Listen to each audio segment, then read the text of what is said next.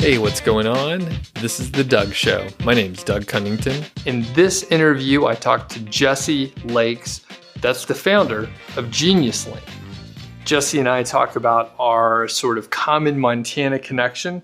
We also talk about how he got started in affiliate marketing, identified a problem with affiliate tracking and solved the problem. He also landed a job at Apple somehow. It was actually a really cool story, and I didn't know any of this before the interview. It was enlightening, and actually Jesse and I sort of hit it off pretty well. So I'm pretty sure if I can convince Jesse to come back, we'll do some future collaborations and just have some discussions and that sort of thing. If you aren't familiar with Genius Link, well, you're in for a treat. But I want to also mention that Genius Link makes localizing, tracking, and managing smart links very simple so you can earn more without adding more work. So for Amazon affiliates, Genius Link could be the perfect solution to help you localize your links for geo-targeting and take advantage of the international associates programs out there. And if you have some other, links that you need to take care of, perhaps you're an author or a content creator on YouTube, for example, it could be a great way for you to localize your links and just have a way to track your links in a little bit of a more sophisticated way. Without further ado, let's check out the interview with Jesse Lakes. Hey, what's going on? It's Doug Cunnington here from Niche Site Project, and I am chatting with Jesse Lakes. How are you today? I'm awesome. How are you? I'm doing great. It's a pleasure to talk to you. You're from Genius Link, of course, and I've been a fan of Genius Link. I've known about Genius Link for years, and you shot me an email a little while back, did a little intro. We have a bit of a connection. So I think without going too deep on that thread, can you give the folks a little intro just about yourself personally and kind of how you ended up at Genius Link and that sort of thing? For sure. So it all started in Montana, which I think is what you're hitting at there. So way back in the good old days, I ran a series of websites that took soundtracks from extreme sports films, and I used the iTunes and Amazon affiliate program to earn revenue from those. And it was a great project after school. Obviously, growing up in Montana, the outdoors are an important part of growing up. But it was from those websites I saw this really peculiar trend that kind of led down this very interesting path. But I had this nice hockey stick growth in traffic, but surprisingly, my revenue was growing very, very slowly, very linearly. And my aha moment when I realized that my website traffic had really evolved. I now had just a ton of traffic coming internationally. And the oh no moment came shortly afterwards when I realized that all that international traffic was being sent to the US iTunes store and Amazon.com, where they essentially couldn't buy the songs that I was recommending. So those links were essentially broken for them. So that kind of led to this whole concept of, well, what if I had a smart link and based off someone's geography or device or et cetera, that I could help direct them to the right place to buy. If they click on a link, they have an intent to purchase. What can I do to help make that process to purchase as easy as possible? So that started this kind of process of putting together a company. At the same time, though, again, these soundtrack websites, iTunes was my big winner. iTunes was doing really well for me, and I drank the Apple Kool-Aid many years ago. So I took all these notes from working on the website and the iTunes affiliate program and actually put them into a book. And I put this book together, was about ready to publish, found some people on LinkedIn, sent them a copy of the book saying, hey, you have an amazing affiliate program. I think you'd really appreciate all this essentially missing documentation. And of course, Apple responded with a cease and desist. So I went from thinking I was helping solve their problems to a threat of getting sued. So that was kind of this crazy wake up call. So hop on the phone with the woman that sent the note. The first 30 seconds were very civil and polite, and then the next 45 minutes there was a lot of screaming back and forth. The gist was who are you to tell us about all these things with the affiliate program? These must be all lies. This must be just a ton of misinformation. Do not publish this book because you're just going to create more work for us. I was like, sorry, I think you'll actually find that I put a ton of time into researching this. Take a look at the book. So we agreed to give it 45 days before I published. They were going to review it, etc. So fast forward a couple of weeks, I get an email back. There was essentially 3 errors. I had someone's name wrong. I had a couple of the minor details wrong in regards to which program mapped to which affiliate network. And then they asked me to pull out someone's email address. It's like, oh, okay. Shortly after that, they offered me a job to actually run their affiliate program. So previously, I was a whitewater raft guide during the summer and summer and winter, going between Colorado and Costa Rica. And this was kind of my chance to go and have a commute and work in Cupertino. So I'm glad I continued with the sea theme, but it was a very different shift there.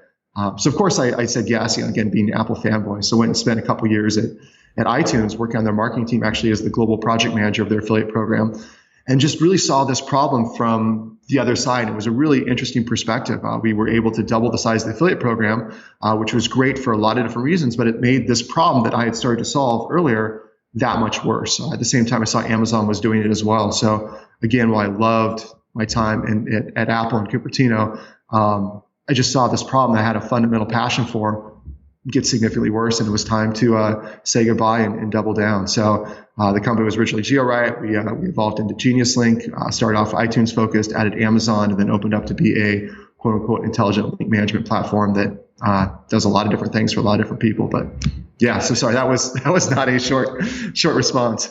Well, I was going to say that was a very tight elevator pitch answer at the beginning, and then I was like, my mind, was blown there.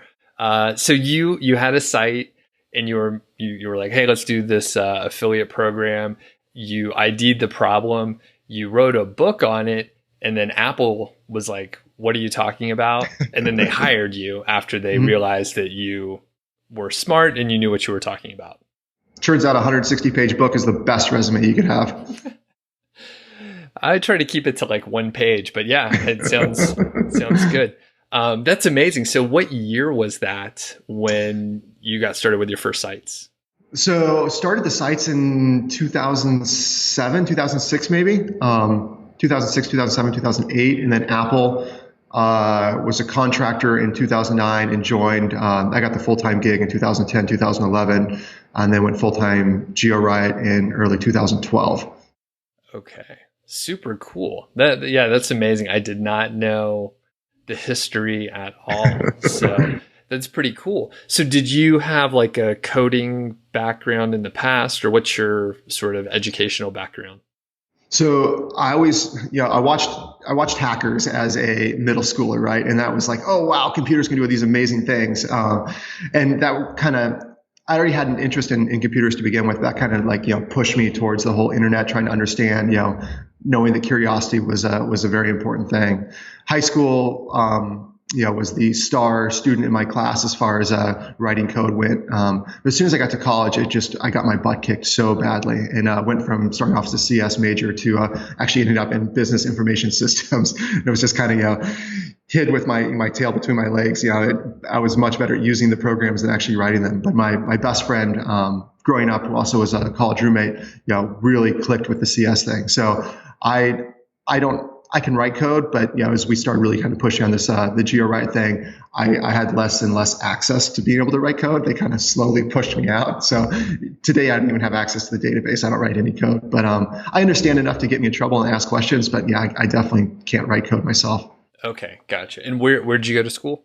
University of Montana, of course. Okay, cool. And we could go on a slight tangent right now and just talk about Montana a bit. So where, so you're from Montana originally, born and everything? Born in Whitefish, grew up in Hamilton, went to school in Missoula. Yeah. Okay, cool.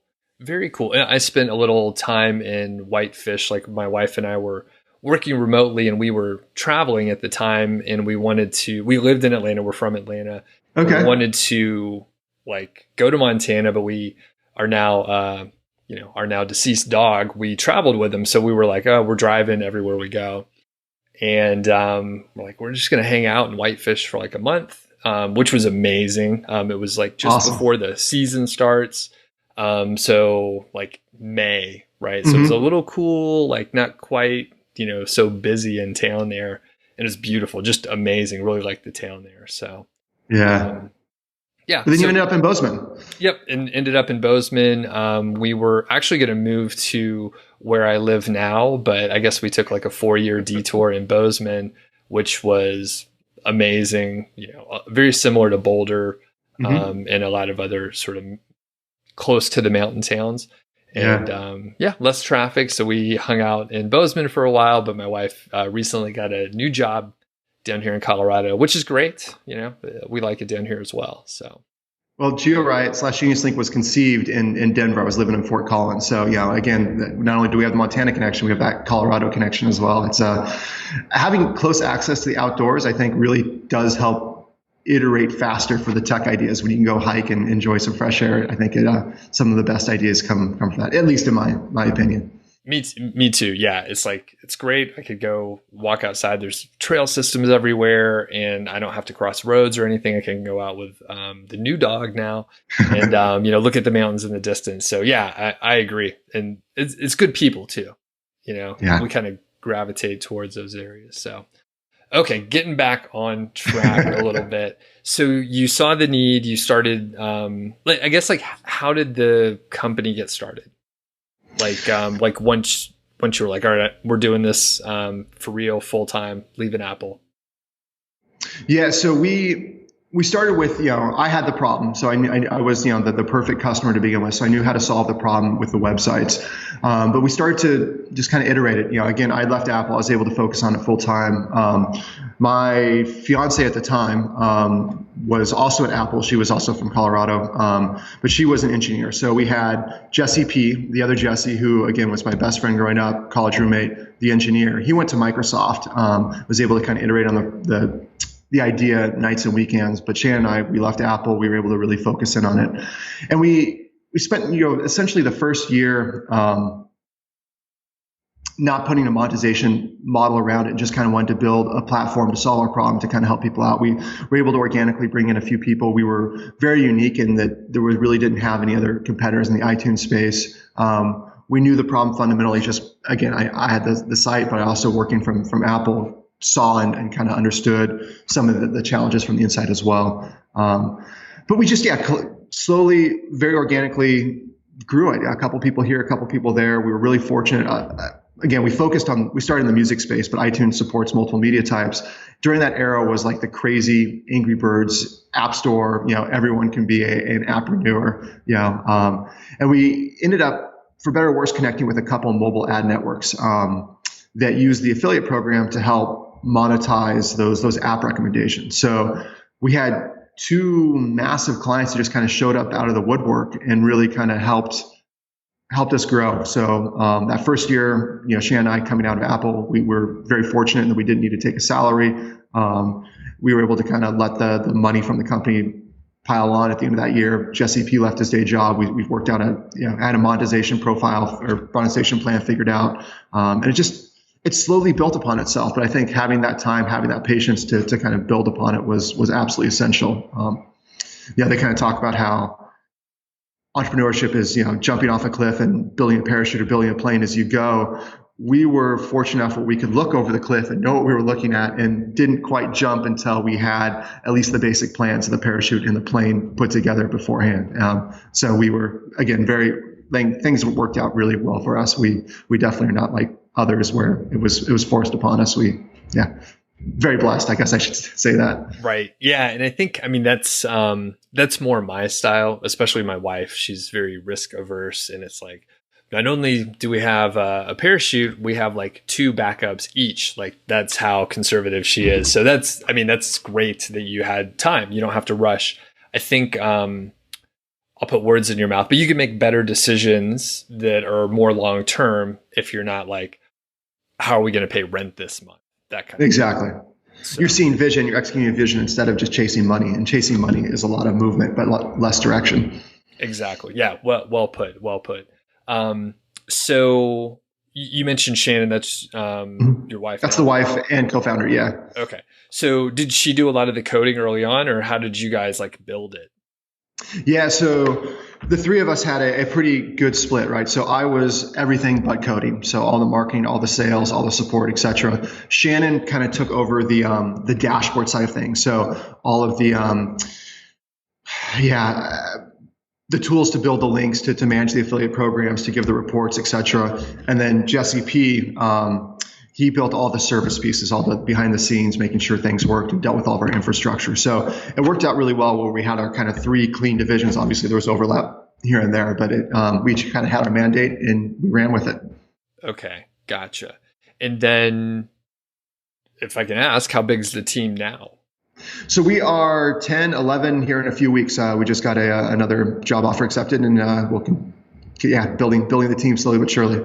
Okay, cool. And has it just been like small growth as you identify a need, and then you're like, okay, this role needs to be filled? Or how did you deal with it from an HR perspective and a corporate org chart kind of thing? Yeah, so we're bootstrapped. Yeah, we've been very fortunate again to kind of have revenue relatively early on. We never had to take any investment, and that's allowed us to kind of move at our own speed, for better or worse. But also kind of allows us to make some mistakes only at one headcount or two at a time. So yeah, it's been really kind of slow. We built up, some of the engineering were some of the first hires just to kind of help. Some of the first full-time hires, I should say, just to kind of help move us forward. There was a lot of vision that needed to be executed on as far as the building out a better platform.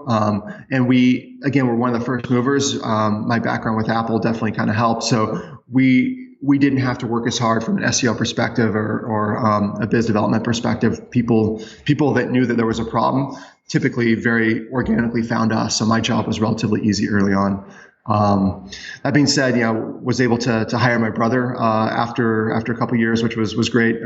Again, you might notice some trends here where it's a very close-knit team, or has been a very close-knit team, where my brother, my wife, my best friend, our bookkeeper is Jesse P's mom. Our head infrastructure guy was his cousin.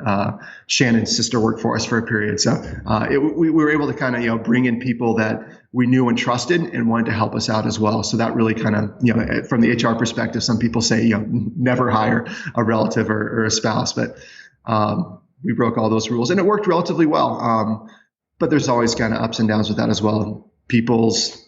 Founders are always going to be 100% committed. Your employees may be something less than that, and they may have the awesome commitment for a while, but it's not their life's dream. It's not their life's work. So there was some challenging times, but it's worked out. We have great relationships with all the family members that worked with us in the past, and yeah. That's what I was going to say. Sorry to interrupt you there. I was going to say I couldn't. I don't think my wife and I could work together. Like I'm pretty sure she would say that, and she's mentioned it a couple of times. But I think in another way, she keeps me in check because, I don't have any good ideas. She doesn't watch or listen to any of these, so I can say stuff like that. I'm just kidding, of course. We have a fine relationship. So move back on track. So we've talked about Genius Link and the origin of the company, but for the layperson, a lot of folks in my audience, either they're just getting started with affiliate marketing or they're thinking about it. So what does Genius Link actually do? Like, what does it help someone do? That's a great question, and the answer varies depending on who's asking it, and that's, for better or worse, we've evolved. We've been able to kind of move the platform. But in the early days, we had a very simple problem, and that was what we call geofragmentation. It's the idea that iTunes has affiliate programs and storefronts around the world, but their links were very country and affiliate program specific. So if you have a link for the US store, a song in the US iTunes store, and someone from Germany clicks on it, it's a dead-end buying experience. You're not going to earn commission. They can't buy the song. It just doesn't work. So we built a quote-unquote intelligent link platform where, again, based off of the person's geography, we could find that same product in their local store and then use the proper affiliate program to affiliate that. And that tied over perfectly with Amazon, right? Amazon is now 15 different storefronts around 16. They just added United Arab Emirates. 16 storefronts around the world, 13 affiliate programs. Each of those storefronts are independent. If you are coming from the United Arab Emirates and you click on an Amazon.com link, it's still going to let you shop at Amazon.com, but you're going to deal with taxes and fees and higher shipping costs and foreign currency, foreign language, et cetera. Where if you go to a local storefront that Amazon has spent billions of dollars optimizing for that local audience, you're likely going to have, again, that more seamless buying experience. There's going to be less friction. When you reduce friction, you typically see an improvement in conversion rates. So again, one link works across all the different Amazon ecosystems pretty much flawlessly. You tweet out a link for a new speaker or a new microphone. We're going to make sure that your fans around the world, they can buy it, and you can be remunerated from Amazon from the different affiliate programs. Okay. And that's expanded. There's many other stories as well. BMW is a client, but they don't use anything with Amazon. Intel's a client, but they do something else completely as well. So it's there's okay. I'll pause there. Yeah, sure. So, and I'll sort of restate it to make sure I understand and the audience folks would understand too. So if I have most people that are watching this from my side are Amazon affiliate folks. So say I have an Amazon store, it's like ballpointpens.com or something, right? That's the example I often use. And then there's someone from, let's say, the UK that ends up on my site. They read a review. And if I don't have a solution for geo-targeting in place, the user from the UK clicks it, and then they have a bad buying experience because they end up on the US store and they're like, maybe the product isn't even there, right? Maybe it's not even available. However, in this, when you have a solution in place that takes care of the geo-targeting, the UK visitor is routed to the UK store for Amazon, and then they buy something. Okay. Exactly. Okay. And you'll earn your commission because you're using the Amazon UK affiliate program with the Amazon UK store, etc. So two different pieces: user experience, monetization. You let both those work together seamlessly to really maximize the monetization on your mid and long tail. I'm getting back to buzzword bingo. You did a much better job. Yeah, that's okay. It's good to have, because there's many different levels, obviously within the audience. So some people know exactly what we're talking about and they want us to move on. And then some other people are just getting it. So with that said, is there some, actually for your early sites, when you ID'd the problem, how do you remember the percentage of traffic that was international where you realized, oh man, I'm only making, a fraction of what I should? Yeah, it was pretty significant. It was like 50%, 60% international traffic at that point, which was crazy. I built the site in English, for, US based films, but skiing, snowboarding, surfing are international sports. There was a massive international audience. Got it. But it's really, if I can take that one step further, what we found is that if you have anywhere from 10% on of international traffic, this is something you should start thinking about. And on average, for every 10% of international traffic that you have, you can add 5% to your bottom line for the affiliate program. So to take that a step further, 50% international traffic, 50% US traffic, let's say you're making $1,000 a month. In theory, adding on some sort of geo-targeting solution should add another $250 on top of that. So 5% of 10%, 10% times 5, so 25%, 25% of $1,000, $250. So that's $250 of money that you were leaving on the table before because you weren't dealing with the international piece. Now you can put that in your pocket. Should be putting it in your pocket. Got it. And I can say that that's true because for many years I did not, maybe not the exact numbers, but basically, there wasn't a good solution in place. It was clunky.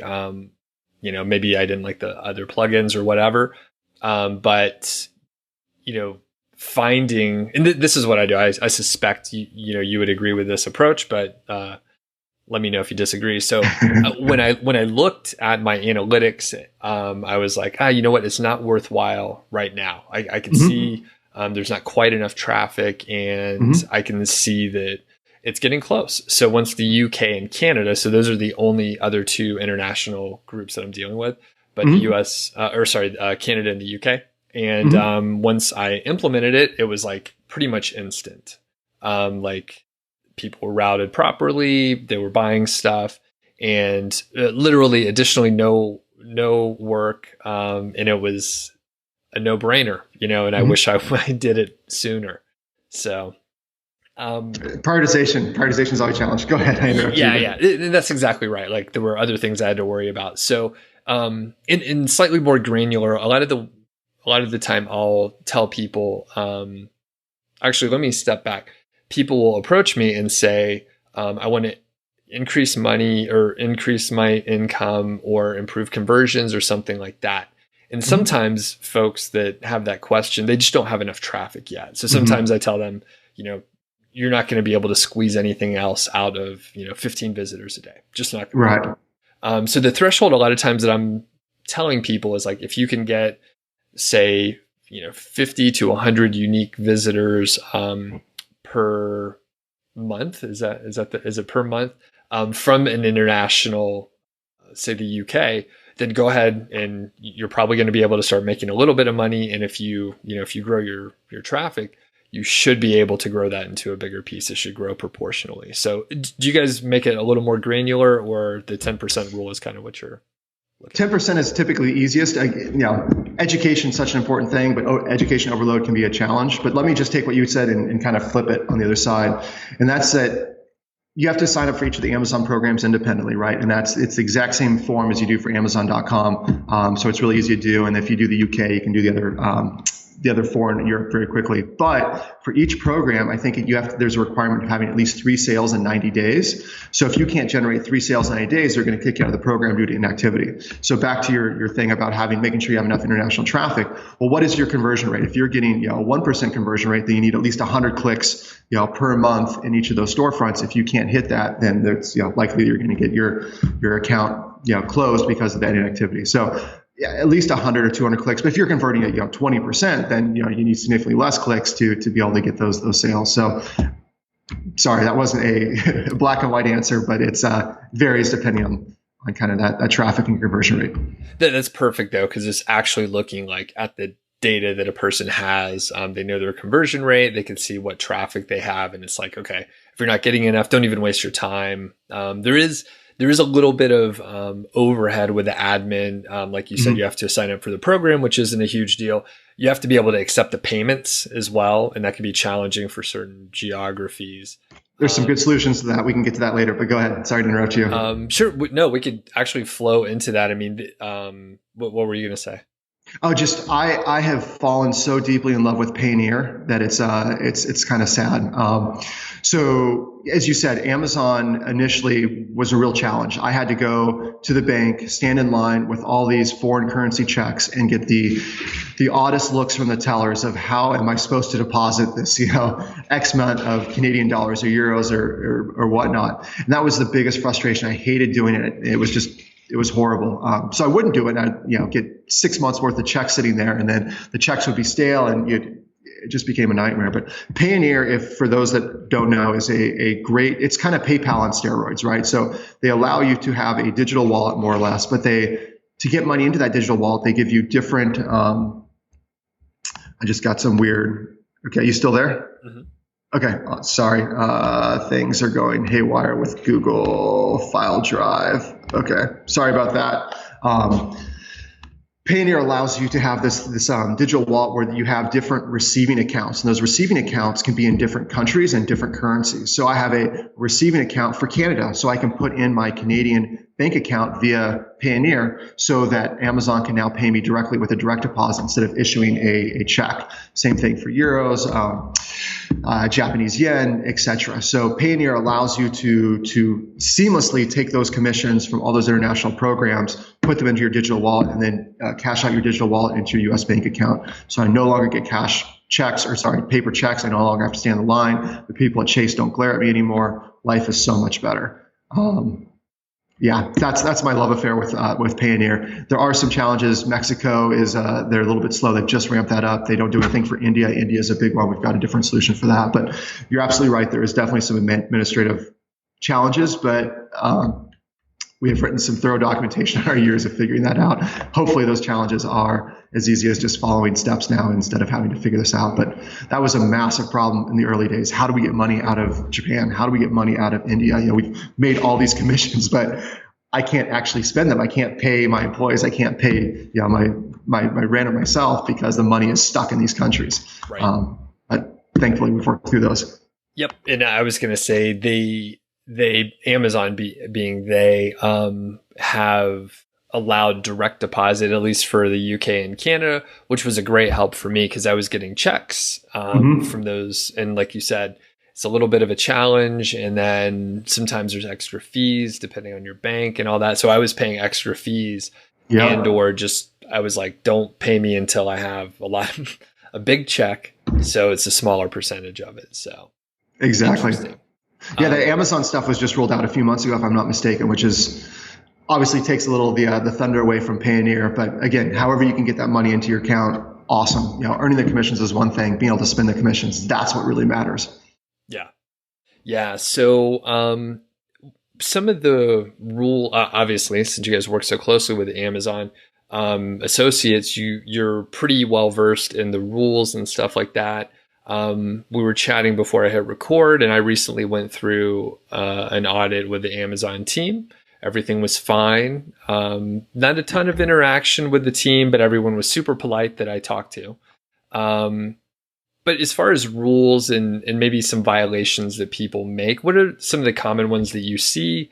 And you can maybe give some folks tips on those. For sure. So first and foremost, I so strongly encourage people to sit down, make themselves comfortable, and read Amazon's operating agreement. It's not a page turner. It's dense. It's legalese. They've actually done a better job than some of the other ones. But that's the rules of the game that you play by. And if you don't know the rules of the game, you're eventually going to lose. So just please take some time to actually go through that. We've written some blogs. There's other people who've written blogs as well. Use those as kind of an addition. But at the end of the day, you're responsible for understanding the operating agreement because that's what they pay you out based on. So first and foremost, please play by the rules, et cetera. But what are those rules? What are some of the hints and so forth? So we were fortunate enough to work with a handful of people to put together a kind of top 10 reasons that the people get kicked out of the affiliate program. And kind of the first and foremost is kind of what they consider cloaking or not helping inspire consumer trust.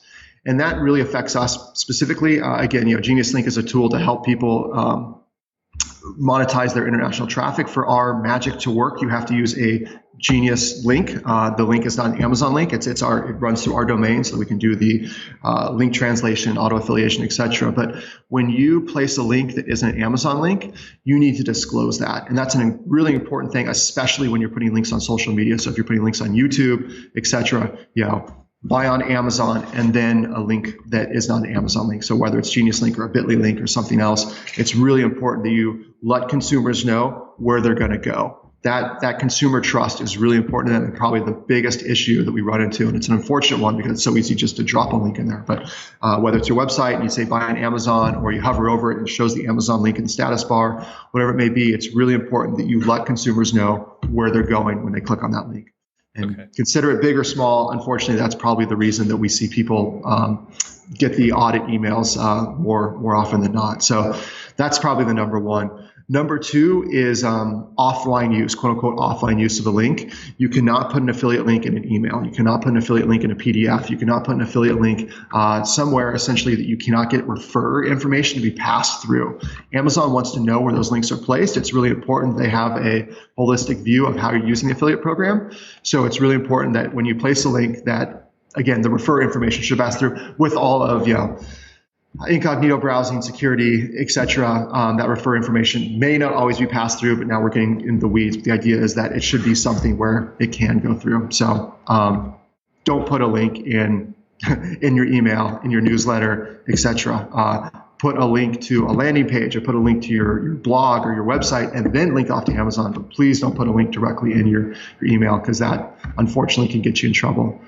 Probably the third one is then around static pricing or reviews or star ratings, etc. Amazon's really particular about using any sort of static information in association with how you display that. So if you're going to put a price of a product, you need to, according to the terms of service, it needs to be updated within 24 hours. The best way to do that is with a product advertising API. And on top of that, the best way to do that is using one of the plugins that tie into that. So don't just copy and paste directly from the site. Make sure that that information is dynamic. And that one, I think, has a very legit concern. If Amazon changes the price, you don't want to be quoting the wrong price, either too high or too low. It's really important, again, for that consumer trust, something that they really, really important to them, that it flows through very cleanly. Same with reviews. You say this has a 5-star review on Amazon, and they discover it actually is lead paint and all of a sudden has a 1-star review, again, there's that consumer trust just erodes. So those are kind of the highlights. There's definitely some other ones in regards to affiliate disclosure is really important, making sure that the products are actually alive, making sure you're not just pushing free Kindle ebooks or free products, that you're actually pushing things that will help you. That's less of a concern now that the Amazon has kind of revised their commission rates, etc. Sure. Sure, there's another one in there, but that's the quick brain dump. Okay, well, and that's great. Like I said, I recently went through the audit, and as a post-audit exercise, I wrote a blog post and shared a lot of information, and a lot of people have questions about those things specifically. And I want to go back and revisit a couple of those. So number one, you said like the cloaking of links, and I know I've heard this in the past from, internet comments or some trolls in a Facebook group or something like that. So I don't know how accurate it was. No, obviously not very accurate, but the point is people were like, oh, Genius Link is cloaking the links.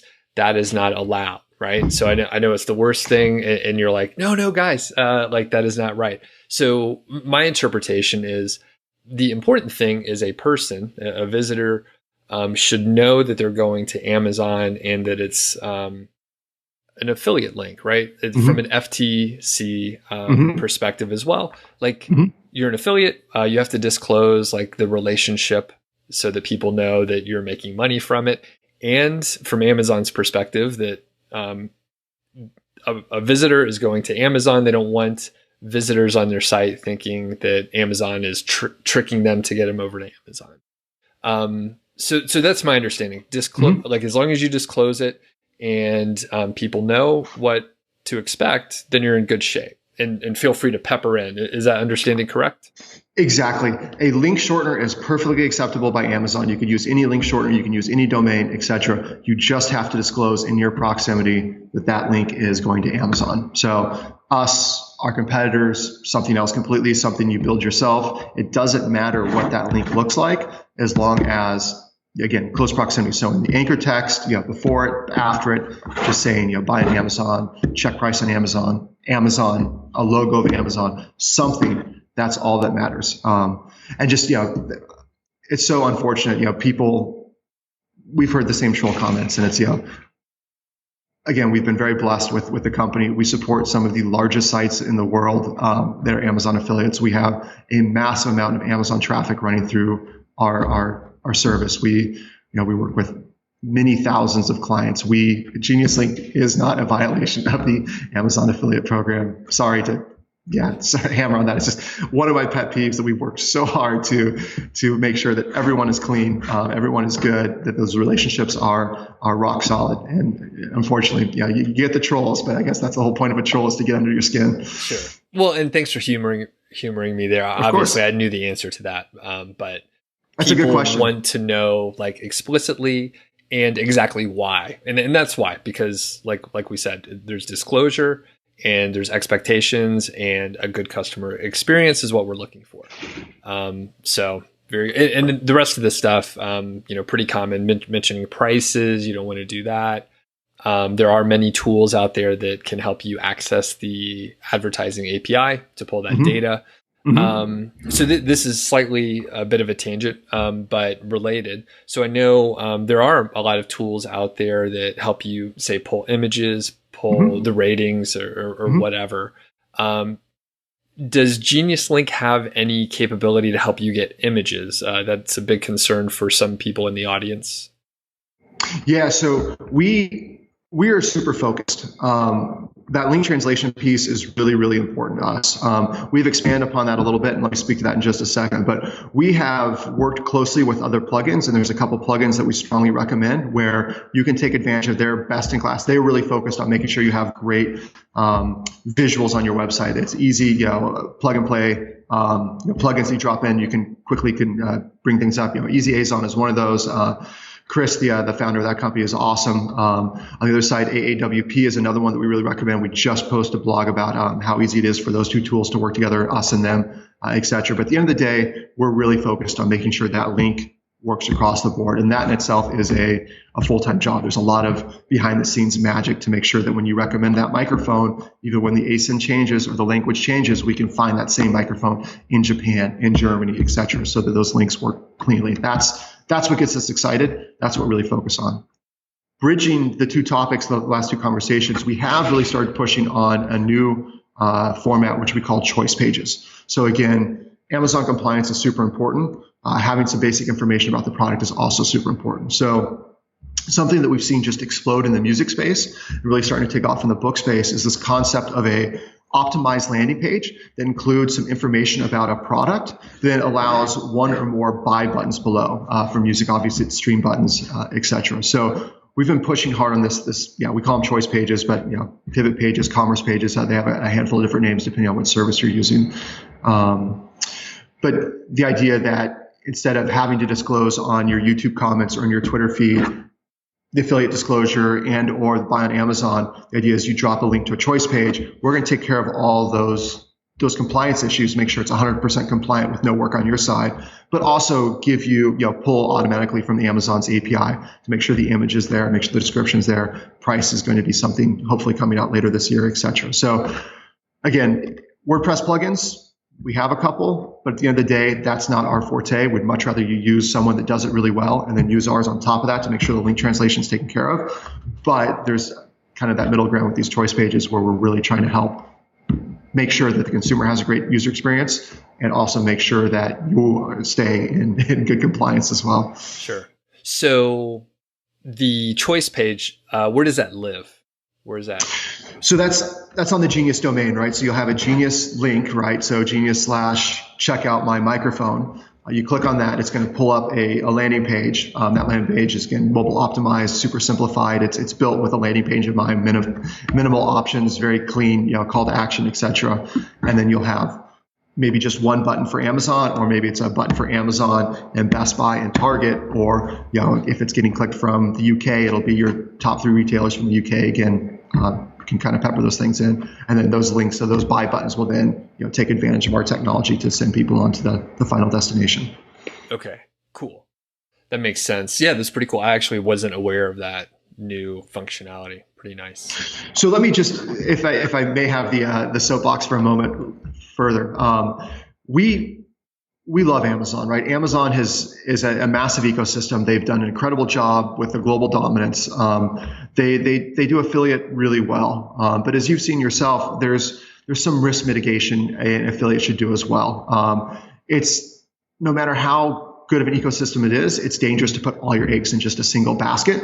If your website only had Amazon links, you're putting a lot of faith that the people that you talk to during an Amazon audit are having a good day. There's again, from the risk mitigation side, there's too many things that could unfortunately sink your ship very quickly. Should Amazon find one little thing or not, you didn't see it because you didn't see the email because you were on vacation. I think they only give you 3 or 5 days to remedy everything.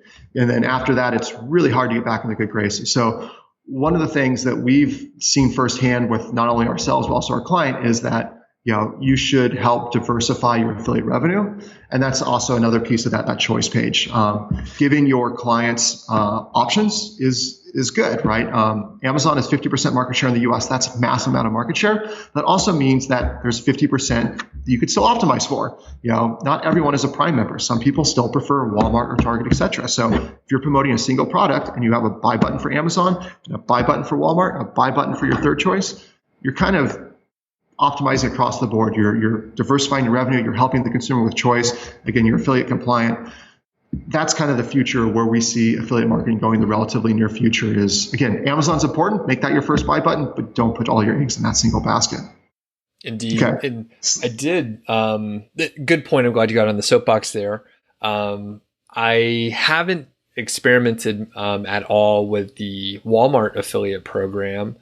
But I saw that you guys do have functionality for it. So it is just a matter of if you want to get this product or a type of product, you go to Walmart, go to Amazon, pick your poison, right? Yeah. I mean, at the end of the day, I shop on Amazon more than I shop on Walmart. But again, Walmart, has put a lot of time and effort. The acquisition of Jet is a perfect example. They want to be a major player in the e-commerce space. They've got a relatively robust affiliate program. Again, Amazon is definitely a bit cleaner. Walmart also has a massive catalog and is really kind of pushing on that third-party marketplace as well. So they're getting just a bigger and bigger marketplace as well. But if you're promoting camera gear, don't do Walmart. Do B&H Photo. Do Newegg. Do Adorama. There's your space. Your audience better. Again, Amazon's a great catch-all, but who are the premier players in that space? They likely have an affiliate program. Use more than one. Okay, sorry. No, it's great advice. I mean, and I'm guilty personally, like you said, prioritization. I'm a victim of my own prioritization where I've just ignored some stuff. And yeah, there's a lot of risk with certain pieces of the business model. And it's so easy to fall in that trap. It's so easy once you have a routine, once you have a standard operating procedure of how to build pages, add links, etc. But then you get a year or two into it, you've got hundreds of pages. You're not going to go back and build hundreds of links, and then you're kind of stuck. And then again, you've fallen into this thing where you're very vulnerable. Again, you're following the rules. You should be fine, but again, there's too many little things that can fall apart quickly. There's a lot of imperfect humans in the chain of what can go wrong. So exactly. So I guess, is there any other like functionality that maybe I'm not aware of with Genius Link? Anything other new things? I mean, you've already mentioned several, but I don't want to forget some of the other cool stuff that it can do. For sure. So where do I start here? For better or worse, we have this very diverse client set, right? We, again, started in the music space. We have a lot of musicians and authors using our platform. They're more interested in making sure that people are buying their product and less concerned about the commission aspect of it. That's probably not a 100% overlap with your audience. We also have major brands, again, Intel, BMW, et cetera, that are using our platform because they need a little bit more functionality from their links. Bitly is a great link shortening, they're the grill in the space, they're the original originator, but all their links will always go to one destination. We're a dynamic link where you can constantly change or do the different rules. If language is French and country is Canada, go to this landing page, versus if country is Canada and language is English, go here. So that extra functionality has kind of unlocked a lot of different types of marketers from taking full advantage of their marketing campaigns. So there's the advanced target rules are one, but that also plays into another thing that we're seeing a lot of is that, again, a website is really important. But as we're filming this, this is going to live on YouTube, right? Going from YouTube to Amazon can also be a great opportunity, and Amazon is very aware of the opportunities in social media. But one of the challenges with going from social media to a third-party destination, which you don't control, is you lose access on some of those retargeting features. So one of the core features that have become incredibly popular is the ability to add JavaScript or retargeting pixels actually into the link.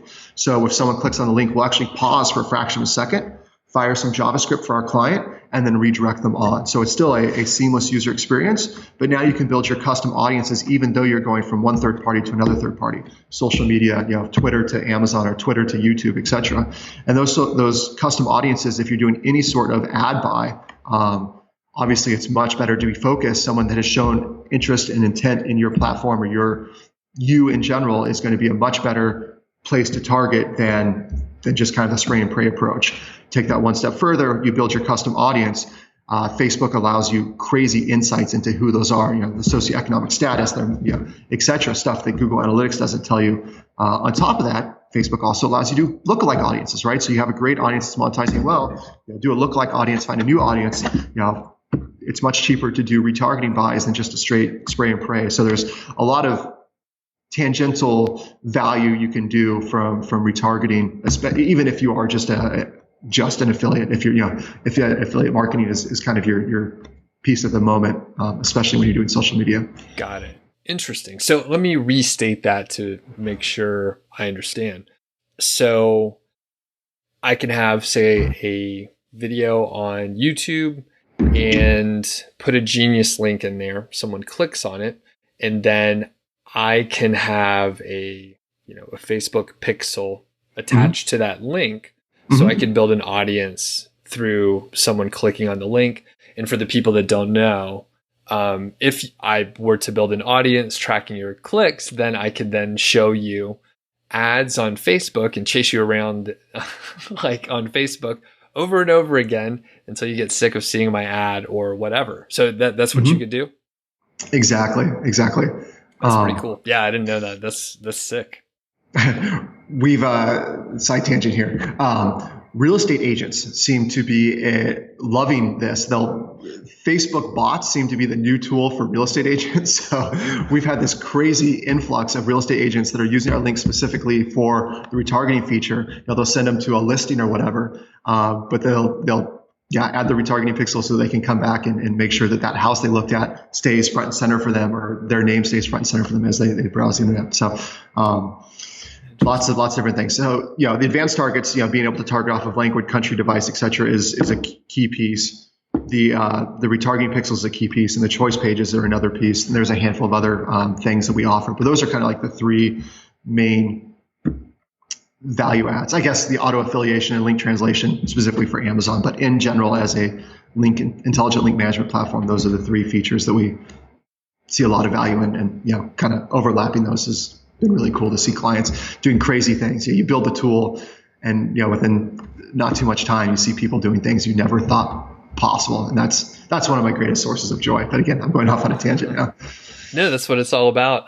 That's really cool. Just like you said, you created some functionality, and then someone extends it, and then I could imagine, like you said, for real estate agents, like I could see pockets of and verticals of business where basically someone figures out how to do something, and then it sort of propagates throughout that industry until the marketers abuse everything and then destroy it and it doesn't work anymore, like the Facebook bots or whatever. So right. Well, you have GDPR, and then Washington State is looking to do some privacy stuff. California is in the process of privacy stuff. So there's certain privacy. This is another tangent. Privacy is so important. I'm such a fan of what GDPR aims to do. It definitely complicates things and makes it harder as a marketer. But there's definitely as a marketer, we need to be respectful and ethical. Use the tools available, don't abuse the tools. But as you said, there are the bad actors out there that make it bad for everyone.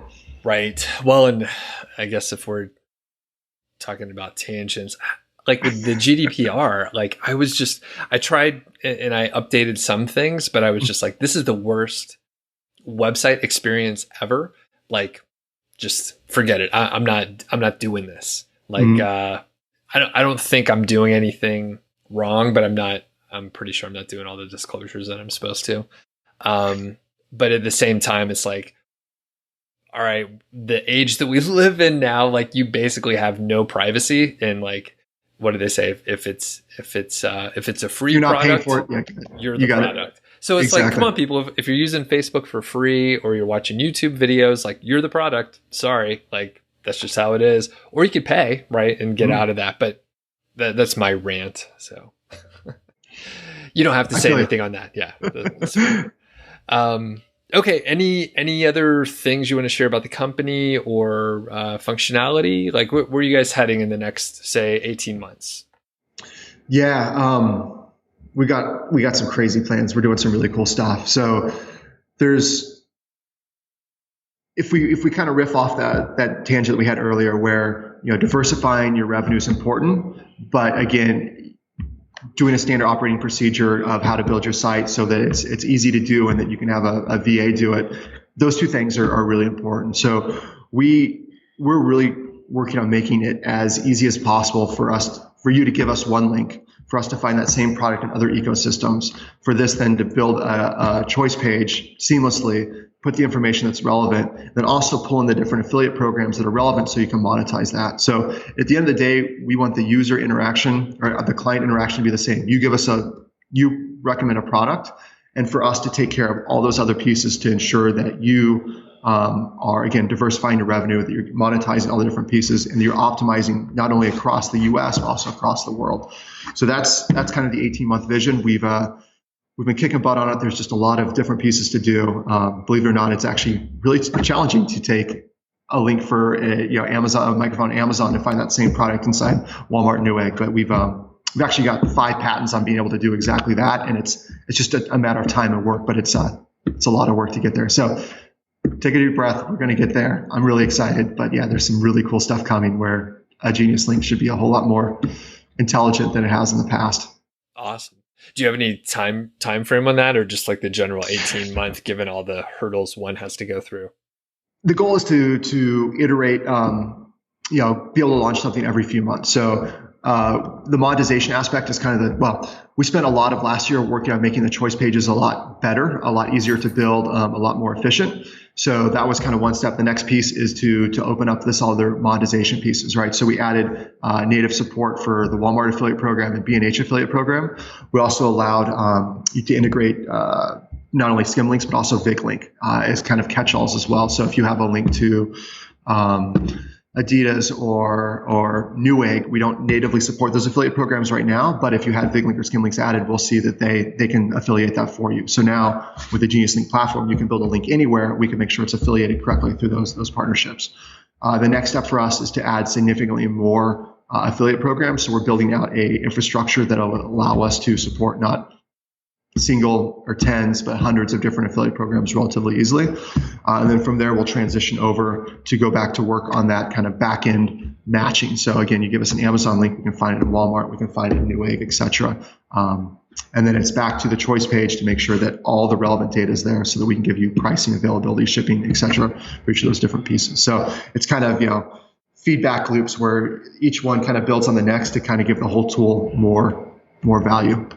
Yeah. And by the way, that is a huge amount of value if people don't realize, I think the only way to have done that in the past is to just brute force manually, add those links, or you have a custom software solution. So people think about maybe the Wirecutter or something. Mm-hmm. Exactly. It's all, it's a multi-million-dollar company. It's huge. There's hundreds of employees or whatever. And they have custom software solutions to do what you're talking about. The secret is that it's not all software. They have a lot of people that are actually doing it manually. They are.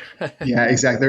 As far as we understand, let me take a step back. When you do matching, and this is, again, one of our special sauce things. When you do matching, there's a couple different levels at which you match at. And we have it built out in kind of a series. To actually have it, we have some of the diagrams from the patents in frames, and they're not actually in this conference room, but we have a series of cascading algorithms to be able to do that matching. The first one is essentially what we call exact match. An exact match is when the IDs will be the same. So if the ASIN is the same between Amazon.com and Amazon.co.uk, or the EIN or the GTIN or the UPC, all these unique identifiers for a product, when those are the same, that's the easiest level of matching. And that's obviously the first one you should check for, because it's the same, and more often than not, it's the right product. There are contingencies there. But from what we've seen in the past, that's where most people stop. We have another 5 levels past that where we've actually, we boil the product down and kind of look at the metadata, look at how it's built up to be able to kind of translate back and forth. So again, back to manual versus programmatic. Programmatic, it's easy to do the exact match level. Not a lot of people have put the time and effort and energy into kind of doing those other pieces. In fact, we've really only seen 1 or 2, and it's not Wirecutter. Okay. Interesting. Yeah. And I was going to say, when you're going to that level, you're actually, a lot of times when people ask me a question, I'm like, if you think of and I don't know the answer, I'm like, if you think of the end user and what they would want, that is what you're trying to deliver. So maybe the microphone in this example is not available in that geography, but you find one with specs that are pretty close that should help the visitor, right? And that's what you want to do. So just to riff off that real quick, we versus our competitors have tweaked our priorities a little bit. User experience always comes first for us. Monetization comes second. And this, for example, you may be signed up for the Amazon UK affiliate program, and you get a click from the UK. If we're not comfortable with the results that we've got, we're not going to send to the UK. We're not going to give that user a bad experience. We're not going to give them an empty search results page. We're not going to send them to the wrong product, et cetera. We'll actually go back, we call it return to original. We're going to go back to the Amazon.com page. It's not ideal, but it's the best user experience. Even though you have the affiliate program, they're coming from the UK, we're not going to give a shitty user experience, bad user experience. You could cuss, it's fine. Okay. So user experience always comes before monetization because we feel, and again, this is very much where our values are aligned with Amazon, is that customer experience is paramount. If the end consumer is not getting what they want, then you have failed. 100%. Period. Nice. Very good. All right. Well, Jesse, thanks a lot. I really appreciate you taking the time with the Niche Site Project audience. And if people have questions, feel free to either leave them in the comments of the video. You could email them over to me at feedback@doug.show and all that stuff. And I imagine, Jesse, we can probably chat about some other stuff in the future. I do want to give you a quick compliment before we move on, and let you, say your final words here. The blog content over at Genius Link over the past, little stretch, really, you guys really upped your game. That's what I'm trying to say. Tons of good content. Everyone check out the blog there. I think it's fantastic. Tons of good info. Thank you. Education is so important. Thank you. That means a lot to us. All right. And of course, people could find you. Actually, where do you want people to find you or connect with you or anything like that? For sure. So if you go to geni.us/Jesse, that is my choice page for me. So you have my Instagram, you have my Facebook, you have my LinkedIn, Twitter, etc. So that's probably the easiest way to find me is geni.us/Jesse. All right. And I'll put a link in the description and show notes so people can find it easily. And thanks again, Jesse. Really appreciate it. Absolutely. Thank you for the time. Cheers. All right, thanks a lot to Jesse and Genius Link. If you haven't checked out Genius Link before, I highly encourage you to have a look at it. I am an affiliate. There's a link in the description. So if I refer you over there and you use it, I get a commission if you become like a paying customer. So I encourage you to check out the blog over there. It's very good as well. A lot of good content. They've stepped up their content game in the last year or so, and it's really excellent. I actually guest posted over there in the past. So thanks again, and we'll catch you on the next episode.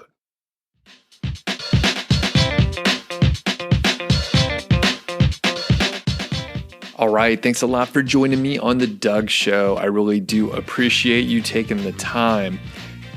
If you're not subscribed, please consider subscribing. I have a ton of other episodes out there covering lots of different topics. Sometimes I just tell stories. If you are a long-time listener, I appreciate you too. If you haven't left a review, that is awesome, because now you have an opportunity to leave a review, and that would be totally cool, and I would really appreciate it. If you're looking to get started with affiliate marketing or making money online or anything like that, you should go over to nichesiteproject.com. That is my blog.